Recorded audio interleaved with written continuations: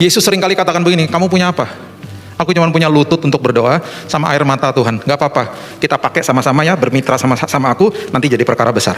Apa yang kamu punya? Aku punya iman ini Tuhan. Kecil, aku seperti udah gak ada harapan Tuhan. Cuma ini aku punya Tuhan.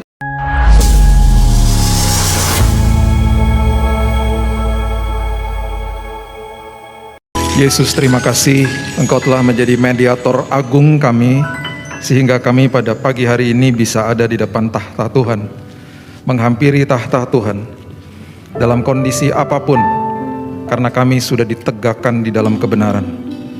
Kami anak-anak Tuhan yang tidak lagi dituduh, tidak lagi dipersalahkan, karena kami sudah diberikan kebenaran oleh Yesus. Terima kasih pada pagi hari ini kami datang ke hadirat Tuhan, karena kami tahu di dalam hadirat Tuhan perkara besar telah Tuhan sediakan bagi kami. Kami undang Tuhan untuk masuk dalam semua aspek hidup kami, karena kami mau Tuhan yang bertahta di atasnya. Kami sambut firman kebenaran di dalam satu nama, Yesus Kristus, nama yang indah. Kami berdoa dan mengucap syukur. Kita sama-sama katakan amin, haleluya. Silakan duduk. Shalom. Oke, hari ini kita akan belajar. Mudah-mudahan saya punya waktu untuk kasih semua bahannya. Kita eksposisi tentang the first miracle, mujizat yang pertama, karena ini syarat sekali dengan banyak pengertian firman Tuhan yang sangat dalam. Saya suka melakukan eksposisi karena tapi biasanya jarang saya lakukan di ibadah hari Minggu karena waktu. Dan saya suka lakukan itu karena bagi saya pun kalau saya belajar itu memberikan banyak pengetahuan, karena biasanya kalau eksposisi itu kita harus belajar dari latar belakangnya, kulturnya, kebiasaan orang pada saat itu, sehingga ayat-ayat itu menjadi hidup gitu ya. Oke, Yohanes 2 ayat yang pertama dan yang kedua. Mujizat yang pertama dari Yohanes 2 pasal yang pertama. Saya akan berikan ayat, maafkan saya kalau saya sedikit cepat-cepat karena mengingat waktu. Saya mau Bapak Ibu dapat yang sebanyak-banyaknya supaya nanti di rumah bisa dilihat lagi ya. Yohanes 2 ayat 1 dan 2. Pada hari ketiga ada perkawinan di Kana yang di Galilea, dan ibu Yesus ada di situ. Yesus dan murid-muridnya diundang juga ke perkawinan itu. Berarti yang menikah kenal ya sama Yesus, kenal juga sama murid-muridnya. Murid-murid saat itu belum lengkap, masih ada beberapa, karena baru direkrut ya. Dan ketika mereka mengadakan perkawinan ini, perlu kita catat bahwa perkawinan pada saat itu biasanya berlangsung paling sedikit 1 minggu. Tidak seperti sekarang. Itu bagi mereka adalah sesuatu peristiwa yang besar dalam keluarga mereka, juga bagi komunitas mereka. Nah, saat itu ketika mereka mengadakan perkawinan atau pernikahan, ya, kalau yang sudah pernah ke Kana masih ada gereja itu, dan bisa lihat di dalamnya. Biasanya kalau kami ke sana, kalau ada pasangan-pasangan, kita peneguhan kembali. Kemarin yang terakhir ke sana kita peneguhan kembali pernikahan-pernikahan, dan itu sangat luar biasa. Dan memang di depannya ada tempat yang menjual anggur-anggur, ada yang sudah botolnya itu ada yang 12 tahun, ada yang 20 tahun anggur yang dikemas itu. Karena memang anggur itu memerlukan waktu yang lama, ya, bisa dari tanam sampai selesai itu bisa 3 tahun, jadi botol anggur yang baik gitu ya. Nah, waktu saat itu yang biasanya menyiapkan anggur itu adalah pihak pria. Dan bahkan pihak pria itu bisa dituntut sama pihak wanita kalau sampai anggurnya habis, seperti yang kita sebentar akan baca. Atau misalnya anggurnya juga nggak enak, atau kualitasnya tidak baik, itu juga bisa dituntut sama pihak dari wanita. Jadi itu yang terjadi ya. Nah, saat itu ketika mereka datang ke sana, ayat yang ketiga mengatakan begini. Ketika mereka kekurangan anggur, ibu Yesus berkata kepada Yesus, mereka kehabisan anggur. Kayak dikasih kode gitu. Nak, saya nggak tahu dia panggilnya apa ya dia. Yesus, nak, itu anggurnya habis. Dengan sebuah kode sepertinya, kalau baca ayat ini. Karena ibunya Yesus ini tahu bahwa anaknya ini penuh dengan kuasa, tetapi belum mendemonstrasikan kuasanya. Jadi kita perlu mengerti yang menulis ini juga Yohanes. Yohanes adalah murid Yesus yang berdiri di depan kayu salib. kenapa Yohanes itu tidak disebut Synoptic Gospel atau Injil Sinoptik? Karena dia penulisannya berbeda. Ya, ada 4 Injil, Matius, Markus, Lukas, Yahya, Yohanes. Yohanes penulisannya berbeda dengan Matius, Markus, Lukas. Karena dia satu-satunya murid yang ada di depan kayu salib. Semua murid kabur waktu Yesus ditangkap, yang satu menyangkal, yang satu menjual Yesus. Satu-satunya yang ada di depan kayu salib itu cuma Yohanes. Itu sebabnya penulisan dia itu selalu berbeda. Dia tidak mulai dengan kelahiran Yesus. Dia mulai dengan memberitakan bahwa pada awalnya, pada mulanya adalah firman. Yohanes 3 ayat 16, begitu besar kasih Tuhan kepada manusia, dia mengirimkan anaknya yang tunggal.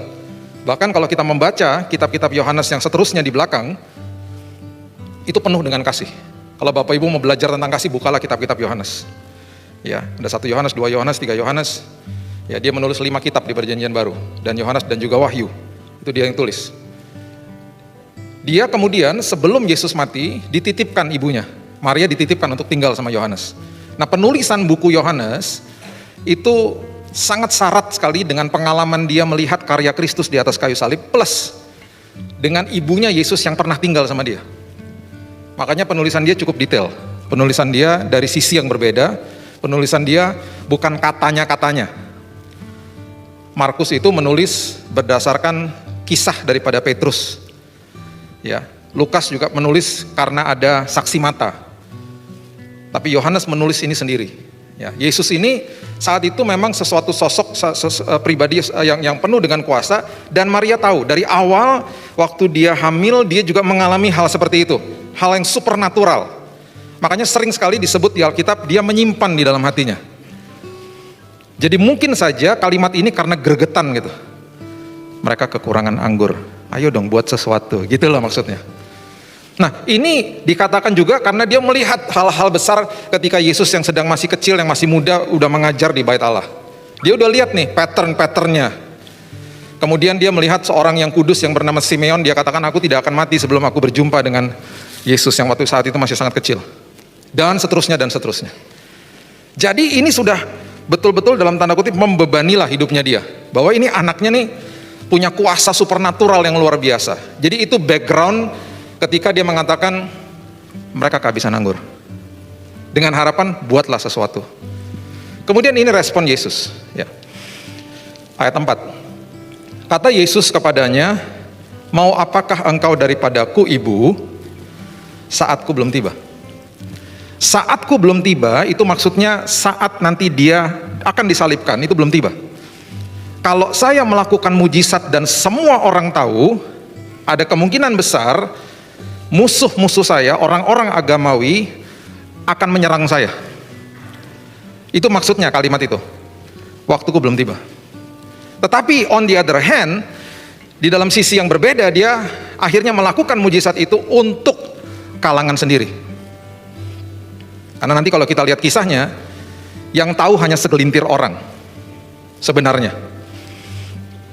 Nah, ini yang saya mau sampaikan kepada kita semuanya. Ketika dia mengatakan itu, ini kalimatnya mengandung sebuah pesan yang luar biasa, dan seringkali Yesus akhirnya di dalam ministry pelayanannya dia lakukan hal yang sama. Saya berikan ini prinsip seolah-olah. Prinsip seolah-olah. Oke, sekarang kita lihat lagi kisah yang lain. Markus pasal yang ke-6 ayat 48 supaya Bapak Ibu dapat gambaran yang jelas ya. Markus 6 ayat 48, kisah tentang murid-murid Yesus yang diterpa badai dan Yesus berjalan di atas air. Ketika ia melihat betapa payahnya mereka mendayung karena angin sakal, maka kira-kira jam 3 malam ia datang kepada mereka berjalan di atas air dan ia hendak melewati mereka. Oke, ini ditulis di beberapa kitab Injil. Kalau kita kupas satu-satu, kita dapat gambaran yang jelas. Coba kita loncat sekarang ke kisah yang sama yang ditulis oleh Yohanes. Karena dia juga mempunyai pandangan mata yang dari sisi perspektif yang kitab Injil yang lain tidak membahas. Yohanes 6 ayat 19 sampai 21 mengatakan begini. Yohanes 6 ayat 19. Sesudah mereka mendayung kira-kira 2-3 mil jauhnya, ini kisah yang sama ya Bapak Ibu. Mereka melihat Yesus berjalan di atas air mendekati perahu itu. Maka ketakutanlah mereka, tetapi ia berkata kepada mereka, aku ini jangan takut. Nah, di kalimat yang tadi, di awal, di Markus 6 ayat 48, ada kata melewati. Coba balik lagi. Markus 6 ayat 48, coba lihat kalimat ini. Ia datang kepada mereka berjalan di atas air dan ia hendak melewati mereka. Kan aneh. Orang lagi dalam butuh pertolongan kok dia hendak melewati. Ini yang saya katakan prinsip seolah-olah. Lagi tahu murid-muridnya sedang dalam bahaya, kok dia berjalan ingin melewati. Dalam bahasa aslinya juga seperti itu, ingin melewati. Nah, puji Tuhan, Yohanes memberitahu kepada kita semuanya, karena sering kali yang kita baca di perikop ini adalah Petrus berjalan di atas air. Betul, dia mencoba. Tetapi ada sebuah prinsip yang luar biasa. Coba kita loncat lagi ke Yohanes 6 ayat 19. Dan ayat yang 20 dikatakan, ketakutanlah mereka, tetapi ia berkata kepada mereka, aku ini jangan takut. Kemudian mereka mau menaikkan dia ke dalam perahu. Yang seolah-olah dia berjalan, seolah-olah dia ingin melewati, walaupun dalam kondisi takut, dan akhirnya diperjelas, akhirnya murid-muridnya katakan, ayo masuk. Mereka menaikkan dia ke atas perahu. Perhatikan kalimat ini. Dan seketika juga perahu itu sampai ke pantai yang mereka tuju. Kata seketika itu artinya seketika. Dalam bahasa aslinya seketika. Dengan kata lain, mereka mengalami time travel. Tiba-tiba yang tadinya di sini dalam waktu sekejap, ada di sini. Itu yang terjadi. Itu kata seketika artinya. Itu yang terjadi. Nah, sering kali ini nggak dibahas. Yang dibahas Petrus berjalan di atas air. Ada sebuah mujizat yang luar biasa saat itu, ketika Yesus diundang naik ke atas perahu. Yang tadinya seolah-olah dia ingin melewati mereka. Perhatikan prinsip ini baik-baik. Yesus tidak pernah mau memaksa kita. Makanya ada keputusan atau kehendak bebas.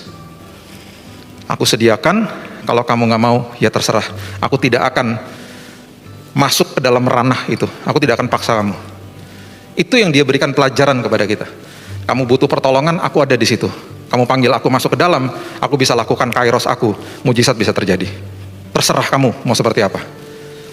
Dan setiap kali dia melakukan ini, dia lagi ngajari murid-muridnya. Makanya rugi kalau kita nggak belajar firman Tuhan, karena yang diajarkan kepada murid-muridnya, itu diajarkan juga kepada kita sebenarnya. Rugi kalau kita nggak baca. Makanya bagi saya, firman itu makanan yang sangat berharga tiap hari. Saya bilang, Tuhan, aku mau lapar dan haus akan firman Tuhan. Ada lagi prinsip yang seperti itu? Ada, coba lihat lagi. Ya, kita buka lagi, coba sebelum itu saya kasih ini dulu, Markus 6 ayat 52. Markus 6 ayat 52. Sebab sesudah peristiwa roti itu mereka belum juga mengerti dan hati mereka tetap degil. Jadi peristiwa waktu Yesus membawa mereka seketika sampai ke tepi, ya, dalam keselamatan, itu peristiwa setelah mujizat 5 roti dan 2 ikan. Bayangin loh, baru ngalami hal yang sangat hebat yang luar biasa, tetap aja hatinya degil. Makanya diajarin terus sama Yesus. Gak dikasih makanan ringan, gak langsung dia jalan di atas air dan langsung masuk ke dalam perahu, enggak. Ayo dong, respon dong sama aku. Belajar dong punya iman. Ibrani 11 coba lihat. Ini arti kata daripada iman. Ibrani 11 ayat yang ke-6. Sering kali kita baca ayat ini, kita gak mengerti makna sebenarnya, coba lihat. Tetapi tanpa iman, tidak mungkin orang apa?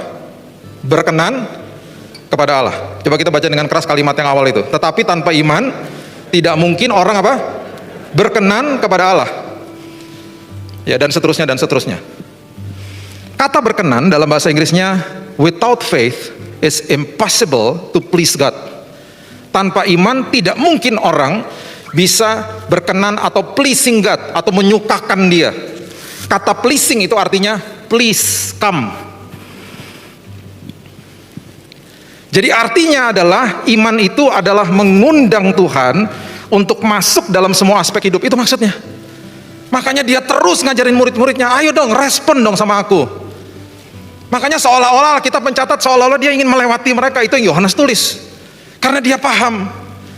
Dia paham apa yang Yesus sedang lakukan. Dan akhirnya dibawa seketika itu juga mujizat terjadi. Ingat Bapak Ibu, kalau kairosnya Tuhan terjadi, Kesembuhan yang dokter mungkin sudah katakan, oh ini lama bu, ini lama pak. Bisa terjadi dalam waktu seketika. Pemulihan keluarga yang Bapak Ibu mungkin pikirkan, nggak mungkin bisa di fix pak, udah hancur semuanya. Dalam waktu seketika. Kuncinya cuma satu, undang dia masuk dalam apapun yang kita gumuli. Lukas 24, coba lihat. Lukas 24 ayat 28. Kita mulai ayat 28, coba lihat. Perjalanan ke Emmaus. Ini kisah yang luar biasa juga, ada hubungannya dengan ini. Yesus baru bangkit, murid-muridnya dalam bahasa Inggrisnya demoted. Aduh, kita punya raja sudah mati, kita punya raja yang katanya akan jadi raja Yahudi sudah mati, tidak akan ada kebangkitan. Mereka nggak percaya, mereka belum saat itu belum percaya bahwa Yesus bisa bangkit. Mereka berjalan pulang ke kampung dan dihampiri oleh Yesus dan mereka nggak tahu. Jadi Yesus berjalan sama mereka, kita sudah tahu cerita itu ya. Berjalan sama mereka dan mereka nggak tahu. Nah, waktu mereka sampai ke rumah mereka, sampai ke tempat tujuan mereka, ini yang terjadi. Berjalan bertiga loh, 2 murid sama Yesus. Mereka nggak tahu, mereka lagi berjalan sama Yesus, ngobrol-ngobrol aja. Lukas 24 ayat 28. Mereka mendekati kampung yang mereka tuju. Lalu ia, perhatikan kalimat ini, berbuat seolah-olah hendak meneruskan perjalanan. Nah, ini dia. Ini beberapa kali loh Yesus lakukan ini. Seolah-olah ingin meneruskan perjalanan. Jadi udah jalan sama-sama, mereka sepertinya dibutakan, gak bisa lihat dia. Terus dia udah sampai di tempat tujuan, seolah-olah ingin meneruskan perjalanan. Dengan kata lain, itu di dalam hatinya Yesus pasti begini, seolah-olah ingin meneruskan tapi gini, undang dong, undang aku dong, undang dong. Gitu loh. Kayak waktu dia melewati mereka yang lagi di dalam badai, seolah-olah ingin melewati, undang dong aku masuk. Dia gak mau paksa soalnya. Tapi ketika kita mengundang dia, itu iman yang sebenarnya. Karena iman to please him, untuk mengundang dia masuk dalam semua aspek hidup, itu artinya hal sederhana sebenarnya. Ayat 29. Tetapi mereka, puji Tuhan ya, puji Tuhan, diundang. Mereka sangat mendesaknya. Katanya, tinggallah bersama-sama dengan kami, sebab hari telah menjelang malam dan matahari hampir terbenam. Lalu masuklah ia untuk tinggal bersama-sama dengan mereka. Ayat 30, waktu ia duduk makan dengan mereka, ia mengambil roti, mengucap berkat, memecah-mecahkan dan memberikannya kepada mereka. Perhatikan ayat 31. Maka terbukalah mata mereka, dan mereka pun mengenal dia, tetapi ia lenyap dari tengah-tengah mereka. Keraguan-raguan dijawab dengan kehadiran Yesus. Karena apa? Diundang masuk. Ragu-ragu awalnya. Bapak Ibu nanti baca satu perikop itu. Ragu-ragu. Mereka rasanya seperti hancur hatinya. Kok gitu ya? Kok akhirnya dia mati? Sia-sia ya, sepertinya gitu. Keraguan-raguan dijawab oleh kehadiran ketika diundang masuk. Dia cuma mau kasih lihat dirinya sama mereka, dia hilang habis itu. Ketakutan ketika diundang masuk ke dalam perahu dijawab sama kairos, dijawab sama percepatan waktu. Hal besar terjadi ketika kita undang dia. Itu iman.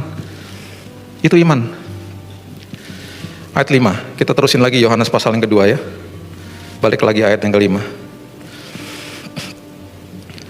Tetapi Ibu Yesus berkata kepada pelayan-pelayan, apa yang dikatakan kepadamu, buatlah itu. Apakah yang dikatakan kepadamu, buatlah itu. Hanya pelayan-pelayan loh yang tahu akhirnya. Jadi Ibu Yesus mengatakan begini, kamu kalau dikasih tahu apa-apa, kamu taat aja. Karena ketaatan adalah pintu gerbang kepada mujizat. Kamu jangan ngebantah, saya juga nggak tahu apa yang dia akan lakukan. Apapun yang dia katakan, kamu ikutin aja. Saya tahun 90 berapa gitu ya, saya lupa. Yang suka main basket pasti tahu Michael Jordan ya. Saya dulu tahun 90-an ngefans lah sama dia. Saya suka main basket. Sampai hari ini saya masih ngikutin basket. Satu hari teman saya ajak saya ke kota, namanya kota Chicago nih, waktu saya masih kuliah. Itu ngajakin saya nonton gamenya dia di kota Chicago. Saya diajak ke rumah makan yang dimiliki sama dia, Michael Jordan Restoran namanya. Habis saya makan, kita udah bergegas mau pergi nonton gamenya. Waktu saya turun dari restoran dengan teman saya, Michael Jordan, pemain basket yang saya kagumi selama itu, keluar dari sebuah kamar tempat makan di bawah, sendirian, nggak ada pengawalnya. Keluar, saya pas turun tangga, cuma saya, teman saya, sama dia, nggak ada orang lain. Dan kaget dong, ketemu sama orang yang saya idolakan waktu saya muda. Di depan saya tegur dong langsung, "Hey Mike, hey, how are you? Are you going to the game? Kamu pergi ke game?" Iya. Saya ngeliatin dia sampai gini. Di tangan saya ada zaman itu belum ada handphone yang pakai kamera, belum ada, tahun 90-an. Saya pegang kamera manual lagi. Karena memang mau foto-foto di gamenya. Saya ngeliatin dia pegang kamera loh. "Oh iya, kita ke game gitu." "Oh oke. Enjoy the game," dia bilang itu. Dia keluar, saya nggak pernah lupa tuh, dia minta sama orang valet parkingnya, lemparin kuncinya dia masuk ke mobilnya, dia pergi. Saya dan teman saya begini dua-duanya. Wow, kita baru ketemu Michael Jordan, dan dia ngobrol sama kita. Teman saya bilang gini, "Ya." Terus tiba-tiba kita gini, "Kenapa nggak foto?" Loh, iya, kenapa nggak foto? Itu penyesalan saya yang paling besar. Saat itu dia sendirian loh, dan dia punya waktu loh. Jangan sampai cuma dengar tentang Yesus, kabar baik tentang Yesus dari orang-orang yang pernah ngalami Yesus, tapi kita nggak pernah ngundang dia. Istilahnya nggak pernah mau foto sama-sama dia dan kenalan sama dia. Jangan sampai seperti itu loh. Oh ya, katanya memang dia dahsyat, katanya dia luar biasa, tapi dia lewat gitu aja. Ingat ya, dia tidak akan paksa. Dia akan sodorkan semua pertolongan. Dia lagi kasih tahu sama kita dan juga saya nih saat ini, lewat firman-Nya pada pagi hari ini. Jangan sia-siakan kesempatan itu. Ayat 7, Yohanes 2 ayat 7. Yesus berkata kepada pelayan-pelayan itu, "Isilah tempayan-tempayan itu penuh dengan air." Dan mereka pun mengisinya sampai penuh. Perhatikan itu, sampai penuh. Ya. Isinya sampai penuh. Kita loncat sekarang ke kisah yang lain, 2 Raja-Raja 4, coba lihat. Sampai penuh ya, ingat kata-kata itu ya. 2 Raja-Raja 4, coba lihat. Salah seorang, ini prinsip ya, kita belajar prinsipnya. Salah seorang dari istri-istri para nabi mengadukan halnya kepada Elisa sambil berseru, "Hambamu, suamiku sudah mati, engkau ini tahu bahwa hambamu ini takut akan Tuhan, tetapi sekarang penagih hutang sudah datang untuk mengambil kedua orang anakku menjadi budaknya." Seorang janda kehabisan uang, debt collector datang, udah kebingungan. Ini konteksnya kekurangan, udah nggak tahu mesti ngapain. Jawab Elisa kepadanya. Ini yang saya suka. "Apakah yang dapat kuperbuat bagimu?" Yesus selalu ngomong gini ketika ada orang sakit. "Apa yang kamu mau aku lakukan untukmu?" Selalu gitu. Padahal Yesus tahu mereka butuh apa. Dia mau mereka itu menyebutkan kebutuhan mereka. Orang itu katakan begini, "Beritahukanlah kepadaku apa-apa yang kau punya di rumah." "Apa sih yang kamu punya?" Berkatalah perempuan itu, "Hambamu ini tidak punya sesuatu apapun di rumah, kecuali sebuah buli-buli berisi minyak." Udah gak ada apa-apa, cuman buli-buli. Yesus seringkali katakan begini, "Kamu punya apa?" "Aku cuma punya lutut untuk berdoa sama air mata Tuhan." Gak apa-apa, kita pakai sama-sama ya, bermitra sama aku, nanti jadi perkara besar. "Apa yang kamu punya?" "Aku punya iman ini Tuhan, kecil, aku seperti udah gak ada harapan Tuhan, cuma ini aku punya Tuhan." "Oke, bermitra sama saya ya." Itu maksudnya. Kemudian berkatalah Elisa, "Pergilah, mintalah bejana-bejana dari luar, daripada segala tetanggamu bejana-bejana kosong, tetapi jangan terlalu sedikit." Dia cuma punya buli-buli berisi minyak. Sekarang dia bilang gini, "Sekarang kamu pergi, minta sama tetangga-tetanggamu bejana-bejana." Perhatikan kalimat ini, jangan terlalu sedikit. Itu ada maknanya loh. Jangan terlalu sedikit, sebanyak-banyaknya. Kita teruskan. Pergilah perempuan itu, kemudian masuklah ya tempat, tutuplah pintu sesudah engkau dan anak-anakmu masuk, tuanglah minyak itu ke dalam segala bejana, mana yang penuh angkatlah. Habis kamu terima bejana itu, masuk, jangan dengerin orang. Kalau mau dapat mujizat dari aku, mau dapat pertolongan dari aku, jangan dengerin kabar-kabar yang lain, udah fokus saja. Ayat 5, pergilah perempuan itu daripadanya, ditutupnya pintu sesudah ia dan anak-anaknya masuk, anak-anaknya mendekatkan bejana-bejana kepadanya, sedang ia terus menuang. Anaknya kasih bejana, "Nih bu, tuang, nih bu, tuang."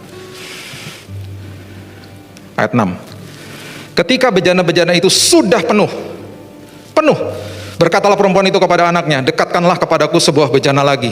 Tetapi jawabnya kepada ibunya, udah gak ada lagi bu, gak ada lagi bejananya. Perhatikan kalimat ini, lalu berhentilah minyak itu mengalir. Kalau bejananya lebih, ngalir terus gak? Ngalir terus. Iman, suplainya Tuhan selalu lebih besar daripada kapasitas kita. Kalau saya punya kapasitasnya segini, Tuhan akan penuhi. Mau perbesar lagi kapasitasnya, dipenuhi lagi. Rugi kalau kita nggak perbesar kapasitas kita. Amin atau amin? Rugi. Itu maksudnya. Sebanyak apapun yang kamu punya, imanmu, aku akan penuhi. Dokter kasih tahu sama saya, 3 bulan Pak, mati Pak. Tahun 2019, aku bilang, Tuhan, perbesar kapasitasku. Saya udah 60 kilo, udah hancur badan saya. Tuhan, perbesar kapasitasku. Karena sesuai dengan imanku, aku akan pulang. Aku akan melayani lagi di Surabaya. Perbesar kapasitasku ya Tuhan.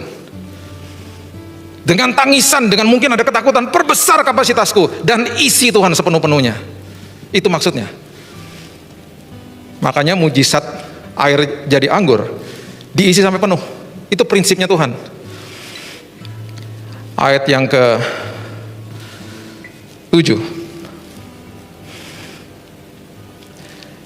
Yesus ya berkata kepada pelayan-pelayan ini, isilah tempayan-tempayan itu penuh dengan air, dan mereka pun mengisinya. Ya. Ayat sebelumnya ini sebanyak ini. Ya. Ayat yang ke-6, coba lihat. Di situ ada 6 tempayan yang disediakan untuk pembasuhan. Ini tempat untuk pembasuhan kaki sebenarnya. Dibuat dari batu. Ya.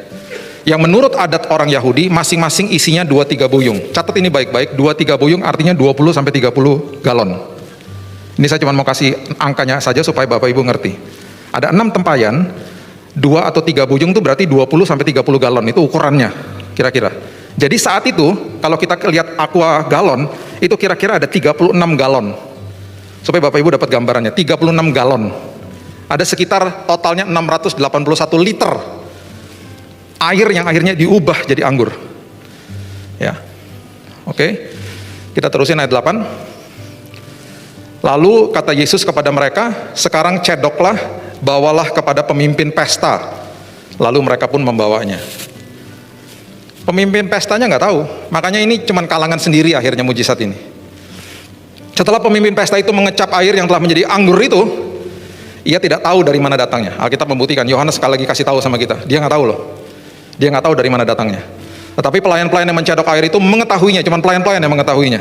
Lalu ia memanggil mempelai laki-laki, karena mempelai laki-laki yang memang in charge atas suplai anggur, dan berkata kepadanya, setiap orang menghidangkan anggur yang baik dahulu, dan sesudah orang puas minum, barulah yang kurang baik. Akan tetapi engkau menyimpan anggur yang tidak baik sampai sekarang. Nah, kenapa ya ditulis begini? Karena gini, saat itu, karena pestanya 1 minggu, anggur yang baik dikasih duluan di depan. Yang anggur yang tidak baik kualitasnya dikasih di belakang. Kenapa? Karena mereka udah minum dari hari-hari pertama, taste budnya udah ngawur. Ini perasanya mereka di lidah mereka tuh udah kebanyakan minum, mereka udah nggak bisa bedain lagi di akhir. Jadi biasanya anggur-anggur yang tidak baik itu dikasihnya di akhir. Ini enggak. Kalau sudah mau terakhir, anggurnya masih baik dan masih baik. Setiap orang menghidangkan anggur yang baik dahulu, sesudah orang puas minum, barulah yang kurang baik. Akan tetapi engkau menyimpan anggur yang baik sampai sekarang, ayat 10. Kok bisa sampai sekarang, luar biasa. Yohanes 15 ayat yang pertama mengatakan, akulah pokok anggur dan Bapakku adalah pengusahanya. Ketika engkau kekurangan, ketika engkau sedang mencukupimu, memenuhi kapasitas imanmu, yang aku berikan selalu yang terbaik. Selalu yang terbaik. Bapak Ibu membutuhkan kesembuhan, kesembuhan yang diberikan dan disediakan sama Yesus, kesembuhan yang komplit, kesembuhan yang sempurna, kesembuhan yang permanen. Karena kesembuhan yang diberikan adalah kesembuhan yang berkualitas. Pemulihan keluarga yang diberikan adalah pemulihan keluarga yang permanen karena berkualitas, tergantung sama kapasitas iman kita. Undang dia masuk. Undang dia masuk. Perkara besar menanti bagi saudara dan saya. Ayat 11. Hal itu dibuat Yesus di Kana yang di Galilea sebagai yang pertama dari tanda-tandanya. Dan dengan itu ia telah menyatakan kemuliaannya dan murid-muridnya percaya kepadanya. untuk kalangan sendiri. Karena memang belum tiba waktunya. Hanya ibunya Yesus, murid-muridnya, dan hanya pelayan-pelayan yang tahu. Dan sekarang kita juga tahu. Di dalam ketakutanmu, undang dia masuk, kairosnya terjadi.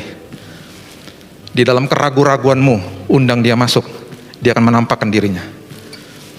Di dalam kekuranganmu, undang dia. Suplainya dia selalu lebih besar daripada kapasitas kita. Perbesar kapasitasmu, dan lihatlah, kecukupan daripada Tuhan akan memenuhimu. Berikan tepuk tangan kita untuk Tuhan kita. Haleluya. Bapak, terima kasih. Kami kagum sama Engkau Tuhan. Kami betul-betul kagum karena Engkau dahsyat, Engkau luar biasa. Engkau hebat Tuhan. Dan terima kasih Tuhan buat pelajaran pada hari ini. Terima kasih buat pewahyuan yang Kau ajarkan kepada murid-murid-Mu. Dan Tuhan, terima kasih untuk menyingkapkan ini kepada kami pada pagi hari ini. Kami mau mengerti dan kami mau memiliki prinsip ini ya Tuhan. Kami mau undang Tuhan di dalam semua aspek hidup kami. Perbesar kapasitas kami Tuhan. Karena kami mau Tuhan, minyak-Mu yang Kau tuangkan dalam hidup kami tidak pernah ada habisnya. Karena bejana kami makin besar dan makin besar dan makin besar. Suplai-Mu begitu besar Tuhan. Suplai kesembuhan, suplai pemulihan, suplai pertolongan begitu besar. Perbesar kapasitas kami supaya kami menerimanya dengan utuh, dengan penuh Tuhan. Kami undang Kau masuk Tuhan dalam semua aspek hidup kami. Dalam pernikahan kami, usaha kami, pekerjaan kami, kesehatan kami Tuhan. Engkau yang bertahta di atasnya. Terima kasih Tuhan, kami sudah ditegakkan di dalam kebenaran. Itu sebabnya kami punya hak atas semua janji-janji Tuhan. Kami adalah anak dan ahli waris. Itu yang firman Tuhan katakan. Terima kasih Yesus. Terima kasih Tuhan. Hamba-Mu stop sampai di sini. Firman-Mu terus berkumandang di hati kami. Di dalam satu nama Yesus Kristus Tuhan dan Juru Selamat kami sudah berdoa dan mengucap syukur. Kita sama-sama katakan